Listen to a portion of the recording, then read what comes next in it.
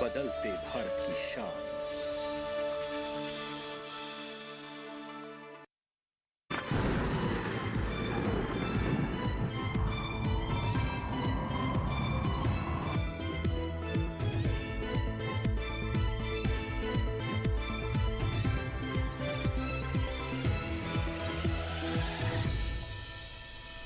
नमस्कार, आप सभी का स्वागत मौसम खबर में। मैं हूं मुकुल शर्मा। मौसम खबर में आपको बताएंगे आने वाले दिनों में कैसा रहेगा मौसम का हाल। लेकिन आइए सबसे पहले बात करते हैं यहाँ पर किस तरीके से क्या कुछ खास रह सकता है मौसम में। अलग अलग चीज़ों की अगर बात की जाए, वायु गुणवत्ता की स्थिति फिलहाल अभी आप देख पा रहे हैं। राजधानी दिल्ली में देखिए 109 दर्ज किया गया गुणवत्ता सूचकांक, जो कि जाहिर तौर पर संतोषजनक स्थिति। पटना की अगर बात की जाए तो ये 207 यहाँ पे दर्ज किया गया, और खासतौर से काफ़ी महत्वपूर्ण रहता है ना सिर्फ वायु गुणवत्ता बल्कि इसके साथ साथ क्या स्थिति रही है। लेकिन मौसम में और क्या कुछ खास रहेगा इसके बारे में आपको बता दें। यानी सबसे पहले अब आइए बात कर लेते हैं मौसम की बड़ी खबरों के बारे में। क्या क्या खास स्थिति जो है वो दर्ज की जाएगी देश के अलग अलग हिस्सों में मौसम में, इस पर हम नज़र डालते हैं। मौसम की बड़ी खबरें क्या क्या हैं इन पर आइए आपको जानकारी देते हैं। और जो पहली बड़ी खबर है वो आप देख सकते हैं, वो आ रही है खासतौर से जम्मू कश्मीर से, जहां पर इक्का दुक्का जगहों पर बर्फबारी की संभावना जताई गई है भारत मौसम विज्ञान विभाग द्वारा। इसके साथ ही अरुणाचल प्रदेश की अगर बात करें तो छिटपुट हिस्सों में यहाँ भी बर्फबारी के आसार बनते हुए नजर आ रहे हैं। और साथ ही अगर झारखंड की बात की जाए तो गिने चुने इलाकों में यहाँ बारिश का अनुमान जताया गया है भारत मौसम विज्ञान विभाग द्वारा। इसके साथ ही मध्य महाराष्ट्र की अगर बात करें तो बिजली की चमक के साथ यहाँ पे तेज हवाएं चल सकती हैं। और वहीं खासतौर से पूर्वी राजस्थान की बात की जाए तो कहीं कहीं यहाँ पे ओले पड़ने का अनुमान भी जताया गया है मौसम विभाग द्वारा। अब आइए आगे बढ़ते हैं और नज़र डालते हैं मौसम अलर्ट पर, यानी कौन से ऐसे क्षेत्र जहां पे किस तरह का अलर्ट या चेतावनी मौसम विभाग द्वारा जारी की गई है। और आप देख पा रहे होंगे जहां जहां हरा रंग है, इस बात का सूचक है इन क्षेत्रों में किसी भी तरह की कोई चेतावनी नहीं है। लेकिन जो पीला रंग आप जहां जहां देख पा रहे हैं, नज़र बनाए रखने की बात कही गई है, उनकी अगर खासतौर से आपको हम जानकारी दें तो आप देख सकते हैं यहाँ पर अधिकतर क्षेत्र ऐसे हैं जहाँ पे बिजली की चमक के साथ तेज हवाएं चलने का अनुमान जताया गया है। जबकि कुछ एक क्षेत्रों में आपको बता दें बिजली की चमक के साथ तेज हवाएं और साथ ही ओले पड़ने का भी अनुमान इन कुछ एक क्षेत्रों में मौसम विभाग द्वारा जताया गया है। मराठवाड़ा की बात की जाए, मध्य महाराष्ट्र की हम बात करें, और ये तमाम क्षेत्रों में भी तेज हवाएं हैं, बिजली की चमक के साथ चल सकती हैं। साथ ही उपहिमालय पश्चिम बंगाल और सिक्किम में भी लगभग ऐसी जो स्थिति है वो बनते हुए नजर आ रही है। जबकि जो बाकी क्षेत्रों की हम बात करें तो वहाँ पे किसी भी तरह का कोई भी अलर्ट या चेतावनी जो है वो जारी नहीं की गई है मौसम विभाग द्वारा। लेकिन इन क्षेत्रों में आपने जान लिया किस तरीके से जो अनुमान जताया गया है मौसम विभाग द्वारा। अब आइए आगे बढ़ते हैं, नजर डालते हैं मौसम पूर्वानुमान पर भी, यानी बारिश की स्थिति क्या रह सकती है अलग अलग क्षेत्रों में। सबसे पहले अगर बात की जाए, आप देख सकते हैं जम्मू कश्मीर, लेह लद्दाख, हिमाचल प्रदेश, तो यहाँ कहीं कहीं बारिश हो सकती है। जबकि जो बाकी राज्य हैं, अगर हम पहाड़ी राज्यों में उत्तराखंड की बात करें तो यहाँ फिलहाल बारिश का अनुमान नहीं है। साथ ही पंजाब, हरियाणा, दिल्ली और उत्तर प्रदेश में भी फिलहाल बारिश का कोई अनुमान नहीं जताया गया। यानी बारिश के लिहाज से जो मौसम है वो यहाँ पे साफ बना रहेगा, इस तरह का जो अनुमान है वो मौसम विभाग द्वारा जताया गया है। आगे बढ़ते हैं, खासतौर से अगर बात की जाए पूर्वी भारत की तो आप देख सकते हैं झारखंड और ओडिशा जहाँ कहीं कहीं बारिश हो सकती है। इसके साथ साथ अरुणाचल प्रदेश, असम, मेघालय और हिमालय पश्चिम बंगाल, सिक्किम में भी कहीं कहीं बारिश का अनुमान है। जबकि जो शेष राज्य हैं वहाँ फिलहाल बारिश की संभावना नहीं है। दक्षिण भारत की अगर बात की जाए तो आप देख सकते हैं अंडमान निकोबार में कहीं कहीं बारिश हो सकती है। जबकि जो और राज्य हैं वहाँ फिलहाल बारिश का कोई अनुमान नहीं है। कर्नाटक, केरल की बात की जाए, तमिलनाडु की बात करें, आंध्र प्रदेश की बात करें, तेलंगाना, यहाँ फिलहाल बारिश का कोई अनुमान नहीं जताया गया है मौसम विभाग द्वारा। अब आइए मध्य भारत की स्थिति पर नजर डालते हैं। आप देख सकते हैं मध्य महाराष्ट्र और मराठवाड़ा जहाँ पे कई जगह बारिश का अनुमान जताया गया मौसम विभाग द्वारा। जबकि राजस्थान की बात की जाए, मध्य प्रदेश की बात करें, छत्तीसगढ़ में आप देख सकते हैं विदर्भ जहां कहीं कहीं बारिश होगी, तो गुजरात, सौराष्ट्र, कच्छ, साथ ही कोंकण, गोवा में भी आपको बता दें कहीं कहीं बारिश का अनुमान जताया गया है मौसम विभाग द्वारा। आगे बढ़ते हैं, मौसम की चाल में आपको बता दें पिछले 24 घंटों के दौरान देखिए क्या स्थिति रही है। पश्चिमी राजस्थान, पूर्वी राजस्थान की अगर बात की जाए तो यहाँ आप देख सकते हैं हल्की जो बारिश है कुछ एक क्षेत्रों में वो भी दर्ज की गई। इसके साथ साथ तेज़ हवाएं यहाँ पे दर्ज हुई हैं।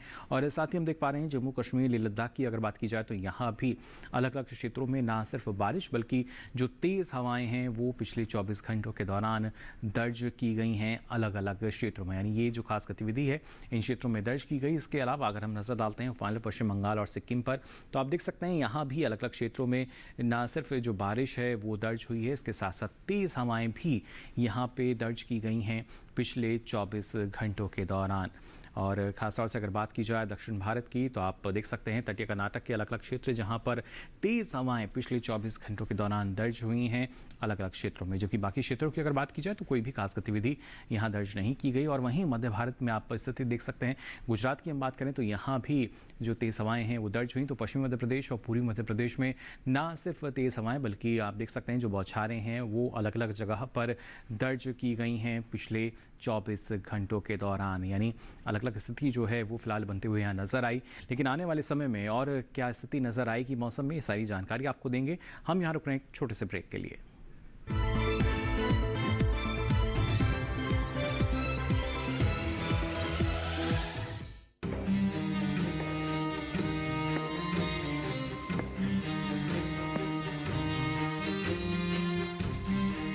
कब तक आप ऐसे फ्यूचर का टेंशन लेकर चलते रहेंगे?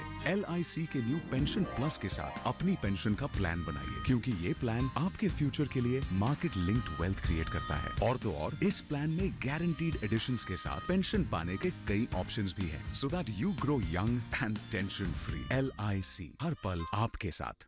Hey girls! Hi! Congratulations! आज तो पार्टी चाहिए। चैंपियन के साथ सेल्फी लेंगे।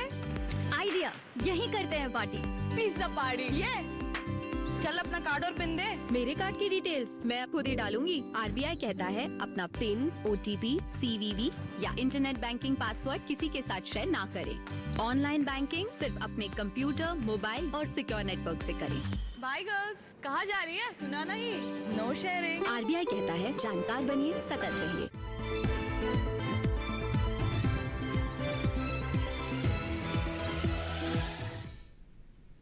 ब्रेक के बाद आप सभी का एक बार फिर स्वागत मौसम खबर में। आइए बुलेटिन में आगे बढ़ते हैं और खासतौर से अब आपको जानकारी देते हैं जो परिस्थितियां फिलहाल मौसम में दर्ज की गई हैं उसको देखते हुए तापमान में किस तरह का बदलाव आया। यानी तापमान का हाल आपको बता देते हैं। पहले बात करेंगे अधिकतम तापमान के हाल की। तो आप देख सकते हैं तटीय कर्नाटक की अगर बात की जाए तो अधिकतम तापमान में इजाफा दर्ज किया गया है। करीब 5 डिग्री सेल्सियस अधिक दर्ज किया गया है यहाँ पे अधिकतम तापमान सामान्य तापमान के मुकाबले। इसके साथ ही अगर बात की जाए खासतौर से सौराष्ट्र और कच्छ की, तो यहाँ भी आप देख सकते हैं यहाँ भी अधिकतम तापमान में एक इजाफा दर्ज किया गया है। करीब 5 डिग्री सेल्सियस अधिक ये दर्ज हुआ।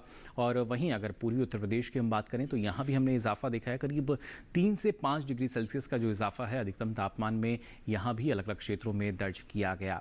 इसके साथ ही अगर बिहार की बात की जाए या फिर असम मेघालय की हम बात करें तो इन क्षेत्रों में भी आप देख सकते हैं अलग अलग जगहों पर करीब 3 से 5 डिग्री सेल्सियस अधिक दर्ज किया गया है अधिकतम तापमान सामान्य तापमान के मुकाबले। अगर पश्चिमी मध्य प्रदेश की बात करें, विदर्भ की बात करें तो यहाँ भी करीब 3 से 5 डिग्री सेल्सियस का इजाफा अधिकतम तापमान की स्थिति में दर्ज हुआ है पिछले 24 घंटों के दौरान। और ख़ासतौर से अगर तमिलनाडु पुडुचेरी की हम बात करें तो यहाँ करीब 1 से 3 डिग्री सेल्सियस का इजाफा अधिकतम तापमान की स्थिति में दर्ज किया गया।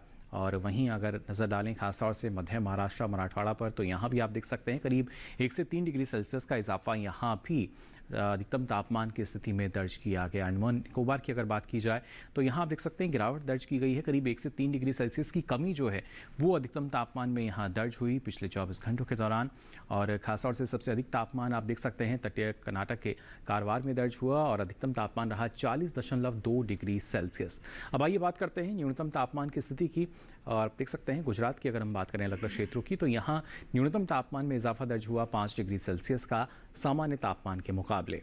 इसके साथ ही अगर बात की जाए जम्मू कश्मीर, लेह लद्दाख, पंजाब, हरियाणा, राजधानी दिल्ली तो यहाँ करीब 3 से 5 डिग्री सेल्सियस अधिक दर्ज किया गया है न्यूनतम तापमान सामान्य तापमान के मुकाबले पिछले 24 घंटों के दौरान। और वहीं अगर बात की जाए खासतौर से हिमाचल प्रदेश, उत्तराखंड की तो यहाँ भी आप देख पा रहे होंगे न्यूनतम तापमान में इजाफा दर्ज किया गया है। करीब 1 से 3 डिग्री सेल्सियस का जो इजाफा है वो यहाँ न्यूनतम तापमान की स्थिति में दर्ज हुआ। और वहीं अगर सबसे कम तापमान की बात की जाए तो पंजाब के अमृतसर में दर्ज किया गया और यहाँ तापमान रहा 12.4 डिग्री सेल्सियस जो कि सबसे कम रहा 24 घंटों के दौरान। तो ये तो बात हुई किस तरह का बदलाव तापमान की स्थिति में दर्ज किया गया है। लेकिन देश के प्रमुख शहरों की अगर बात की जाए वहाँ पर अधिकतम और न्यूनतम तापमान की स्थिति क्या रही, आइए इस पर भी डालते हैं नजर।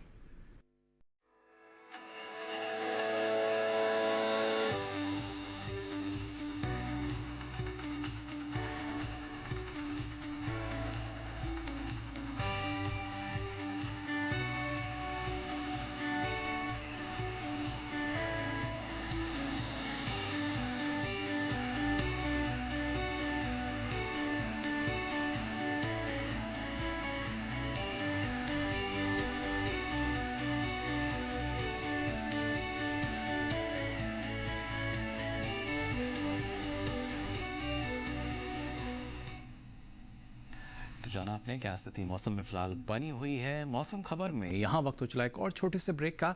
ब्रेक से लौटेंगे तो आपको बताएंगे और क्या कुछ खास रहेगा मौसम में। आप बने रहिए दूरदर्शन किसान पर।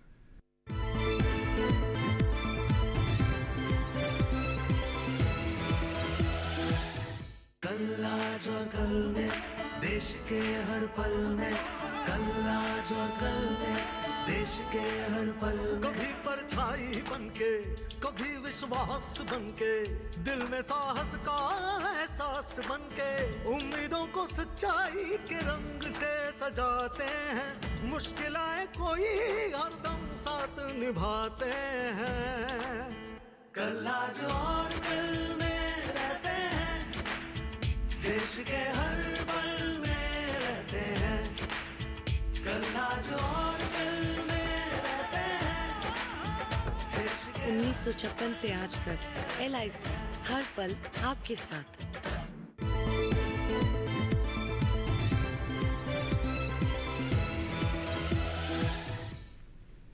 ब्रेक के बाद आप सभी का एक बार फिर स्वागत मौसम खबर में। वायु बुलेटिन में आगे बढ़ते हैं और यहाँ बात कर लेते हैं देश के प्रमुख शहरों में वायु गुणवत्ता की स्थिति क्या दर्ज की गई है गुणवत्ता सूचकांक के आधार पर। सबसे पहले बात राजधानी दिल्ली की 109 दर्ज हुआ गुणवत्ता सूचकांक यानी संतोषजनक स्थिति फिलहाल यहाँ पे दर्ज की गई वायु गुणवत्ता की। साथ ही पटना की अगर बात की जाए 207 रहा गुणवत्ता सूचकांक यानी थोड़ी खराब श्रेणी के अंतर्गत यहाँ वायु गुणवत्ता दर्ज हुई। हालांकि बेंगलुरु में आप देख सकते हैं 88 दर्ज किया गया गुणवत्ता सूचकांक, एक अच्छी स्थिति फिलहाल हम यहाँ देख पा रहे हैं वायु गुणवत्ता की। पुणे की अगर बात की जाए तो 160 रहा गुणवत्ता सूचकांक और संतोषजनक श्रेणी यहाँ दर्ज की गई। हैदराबाद में आप देख सकते हैं 103 रहा यानी संतोषजनक श्रेणी यहाँ भी वायु गुणवत्ता की दर्ज हुई पिछले 24 घंटों के दौरान। जबकि कोलकाता की हम बात करें तो करीब 155 दर्ज किया गया गुणवत्ता सूचकांक यानी संतोषजनक स्थिति जो है वो यहाँ दर्ज हुई। मुंबई की अगर बात की जाए तो 305 रहा गुणवत्ता सूचकांक यानी खराब श्रेणी के अंतर्गत यहाँ वायु गुणवत्ता दर्ज की गई। अहमदाबाद में आप देख सकते हैं 167 रहा यानी संतोषजनक स्थिति यहाँ पे दर्ज हुई है वायु गुणवत्ता की। और इसके साथ ही अब आइए आपको बताते हैं पर्यटन पूर्वानुमान जो देश के प्रमुख पर्यटन स्थल हैं वहाँ पर क्या मौसम रह सकता है अगले 4 दिनों के दौरान। सबसे पहले बात जम्मू कश्मीर के श्रीनगर की अगर की जाए तो देखिए सोमवार को मौसम बिल्कुल खुला हुआ नजर आ रहा है।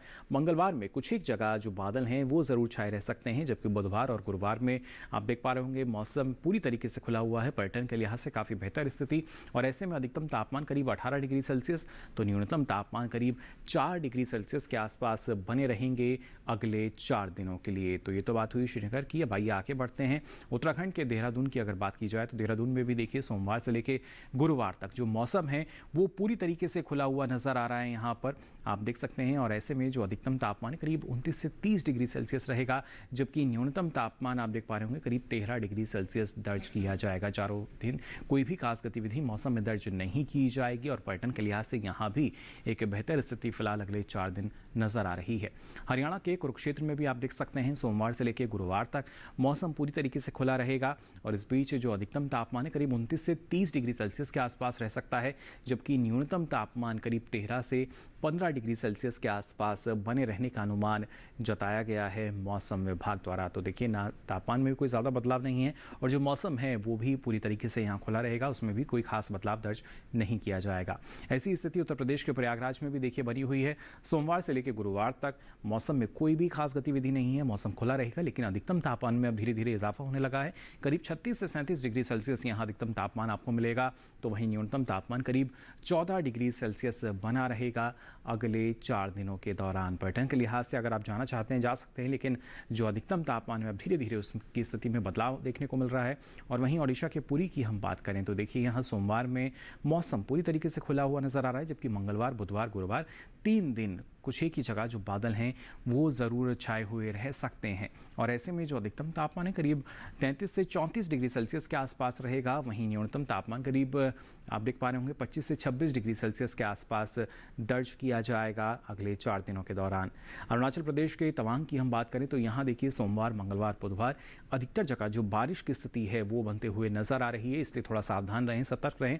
हालांकि गुरुवार में भी कुछ एक जगह जो बादल हैं वो ज़रूर छाए हुए रह सकते हैं। और ऐसे में जो अधिकतम तापमान है करीब 10 से 12 डिग्री सेल्सियस रहेगा, तो वहीं न्यूनतम तापमान करीब 1 से 3 डिग्री सेल्सियस के आसपास दर्ज किया जाएगा आने वाले 4 दिनों के दौरान।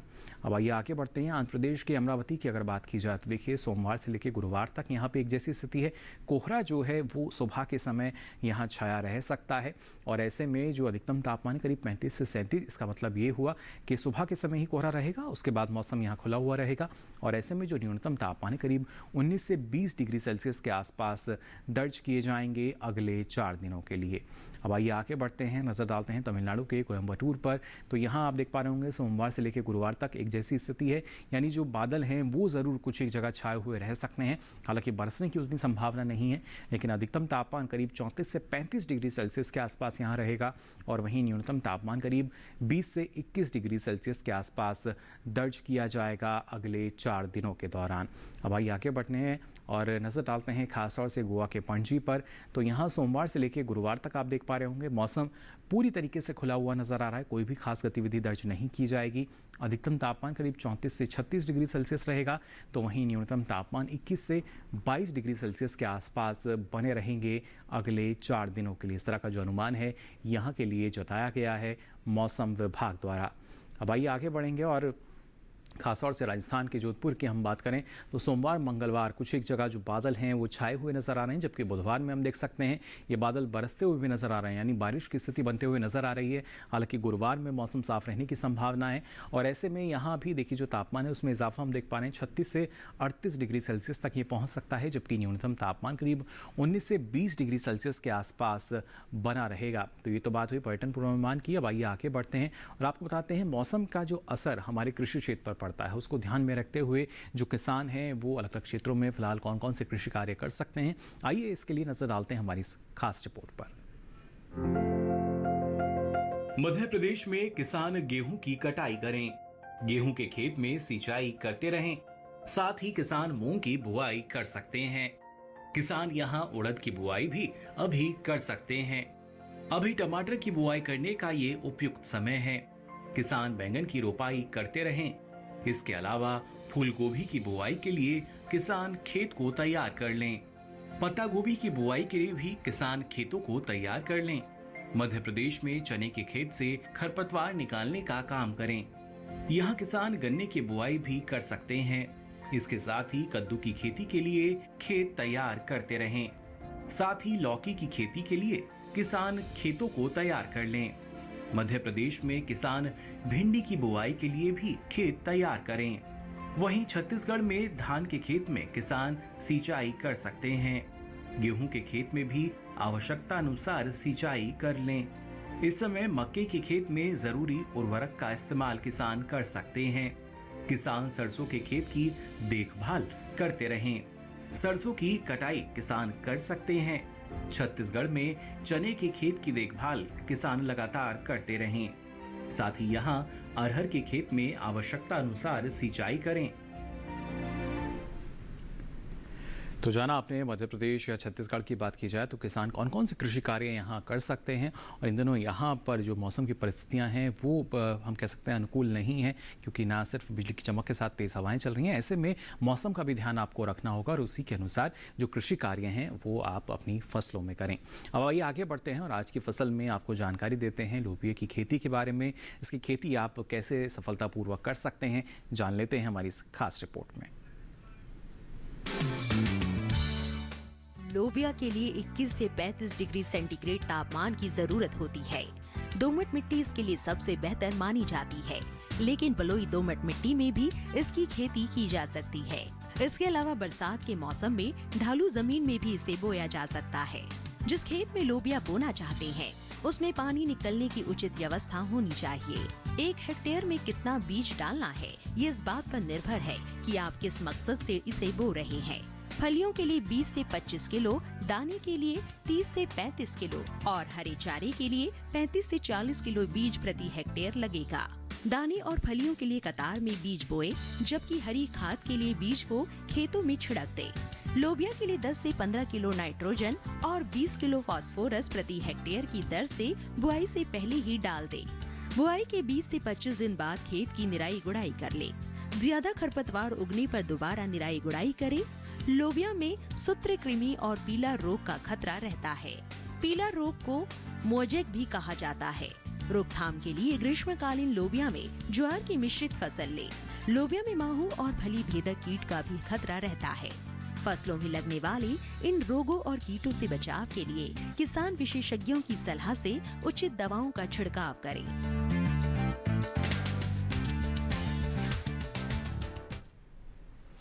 तो जाना आपने किन किन बातों का ख्याल आपको रखना होगा और इसके साथ साथ ये जानकारी होनी बेहद ज़रूरी। और आपको बता दें ये सारी जानकारी आप देख सकते हैं डीडी किसान के यूट्यूब चैनल पर। इस QR कोड को स्कैन करें, इसके बाद आप पहुंचेंगे हमारे यूट्यूब चैनल पर और यहाँ ये सारी जानकारी मौसम खबर के साथ अब आप कभी भी कहीं भी ले सकेंगे। तो फिलहाल के लिए इस बुलेटिन में बस इतना ही। मौसम की ताज़ा जानकारियों के साथ फिर होंगे हाजिर। फिलहाल के लिए दीजिए इजाज़त। नमस्कार।